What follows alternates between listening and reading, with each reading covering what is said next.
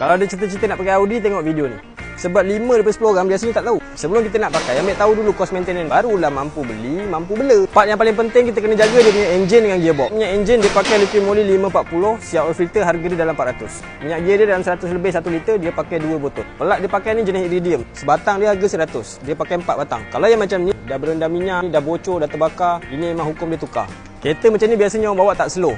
Tayar dengan brake dia kena bagi perhatian. Untuk brake pad dia, yang depan dalam 600 atas, yang belakang 500 atas. Dia punya disc rotor, kalau yang depan biasanya 1200 ke 1005, yang belakang biasanya murah sikit. Tayar dia pakai saiz 235, 35, 19. Saiz macam ni harga dia dalam 800 ke 1000. Semua harga yang aku sebut ni tadi dia anggaran je tau. Harga dia berbeza-beza bergantung brand yang kita pilih. Kekerapan benda ni semua kena tukar bergantung pada penggunaan kita lah kan. Kalau jenis bawa kereta santai-santai, macam cik rumah sewa, mungkin jarang tukar. Tapi kalau jenis bawa kereta tak nyempat-nyempat, macam ngenjor toilet, yang tu sendiri mau ingat. Dapat sesuatu, share video ni kat bakal owner. Kalau tak nanti dia sendiri yang terpanjat. Padahal pakai Audi ni.